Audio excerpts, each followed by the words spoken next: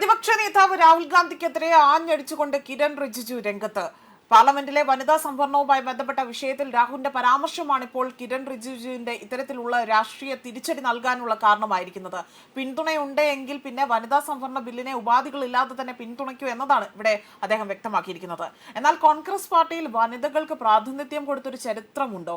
ഉണ്ടായാലല്ലേ വിവേകത്തോടു കൂടി രാഹുലിന് പെരുമാറാൻ സാധിക്കൂ എന്നതാണ് പരിഹാസമായി തന്നെ പൊതുജനത്തിന്റെ ഭാഗത്തു നിന്നും ഉണ്ടാകുന്നത്.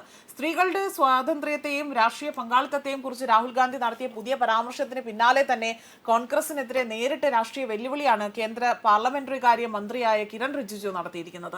വനിതകളുടെ ശാക്തീകരണത്തെക്കുറിച്ച് രാഹുൽ ഗാന്ധിയുടെ നിലപാടിൽ മാറ്റം കാണുന്നുണ്ട് എന്നും ഇനി കോൺഗ്രസ് വനിതാ സംവരണ ബില്ലിനെ യാതൊരു ഉപാധികളും ഇല്ലാതെ തന്നെ പിന്തുണയ്ക്കണമെന്നും റിജിജു ആവശ്യപ്പെടുന്നുണ്ട്.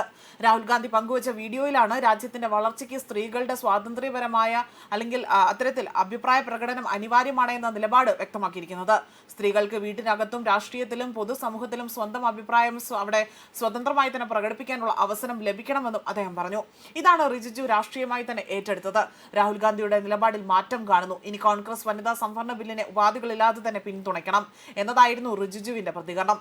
എന്നാൽ യഥാർത്ഥ രാഷ്ട്രീയ തർക്കം ഇവിടെയാണ്. വനിതാ സംവരണത്തെ കോൺഗ്രസും പ്രതിപക്ഷ പാർട്ടികളും പിന്തുണയ്ക്കുന്നുണ്ടെങ്കിലും വനിതാ സംവരണം നടപ്പിലാക്കുന്നതിലെ ഡീലിമിറ്റേഷൻ നടപടിയുമായി ബന്ധപ്പെടുത്തുന്നു അല്ലെങ്കിൽ ബന്ധിപ്പിക്കുന്നതാണ് എന്നതാണ് പ്രതിപക്ഷം ഇതിനെ എതിർക്കുന്നതായി പറയുന്നത്.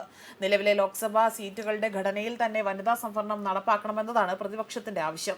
അതായത് വനിതാ സംവരണം വേണമോ എന്നതിലല്ല പ്രധാന തർക്കം. അപ്പോൾ അതിന് പിന്നിൽ എങ്ങനെ നടപ്പാക്കണം എന്നതിനാണ് പോരാട്ടം. 2023 പാർലമെന്റ് പാസാക്കിയ നാരി ശക്തി വന്ദൻ അധിനിയം ലോക്സഭയിലും സംസ്ഥാന നിയമസഭകളിലും സ്ത്രീകൾക്ക് 1/3 സംവരണം ലക്ഷ്യമിടുന്നതാണ്. എന്നാൽ സംവരണത്തിന്റെ ആ ഒരു പ്രാബല്യം ആ ഒരു സെൻസസിനും അത് തുടർന്ന് നടക്കുന്ന ഡിലിമിറ്റേഷൻ നടപടികൾക്കും വിധേയമായാണ്. ഇതിനെ വേഗത്തിലാക്കാനുള്ള 2026 ഭരണപക്ഷ നീക്കമാണ് നേരത്തെ ലോക്സഭയിൽ തിരിച്ചടി നേരിട്ടത്. അതിനുശേഷവും വനിതാ സംവരണവും ഡീലിമിറ്റേഷൻസും സംബന്ധിച്ചുകൊണ്ട് രാഷ്ട്രീയ ചർച്ചകൾക്ക് അവസാനമായിട്ടില്ല. റിജിജുവും രാഹുൽ ഗാന്ധിയും തമ്മിൽ അടുത്തിടെ നടത്തിയ കൂടിക്കാഴ്ചയിലും ഈ വിഷയത്തിൽ ധാരണയില്ല എന്നതാണ് റിപ്പോർട്ടുകൾ സൂചിപ്പിക്കുന്നത്. ഇപ്പോൾ രാഹുൽ ഗാന്ധിയുടെ വനിതാ ശാക്തീകരണ പരാമർശത്തെ മുൻനിർത്തിക്കൊണ്ട് റിജിജു വീണ്ടും കോൺഗ്രസിനെ സമ്മർദ്ദത്തിലാക്കുകയാണ്. രാഹുൽ ഗാന്ധി പറയുന്ന വനിതാ ശാക്തീകരണവും കോൺഗ്രസിന്റെ രാഷ്ട്രീയ നിലപാടും ഒന്നാണോ എന്നും വനിതാ സംവരണത്തെക്കുറിച്ച് കോൺഗ്രസ് ഉപാധികളില്ലാതെ തന്നെ പിന്തുണയ്ക്കുമോ എന്നതും ഒരു ചോദ്യമാവുകയാണ്.